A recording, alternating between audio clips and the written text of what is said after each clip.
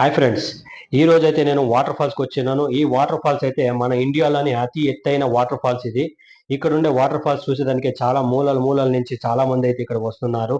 ఇక్కడైతే మీకు zip line, boating అయితే ప్రతి ఒక్కటి ఇక్కడ అందుబాటులో ఉంటుంది. మీకు ఈ వాటర్ ఫాల్స్ మీరు చూస్తున్నది వచ్చి ఇక్కడ 4 తొట్టు నుంచి వాటర్ అనేది పైనుంచి పడుతుంది. 2600 అడుగుల నుంచి పడుతుంది వాటర్ అయితే కొండ నుంచి.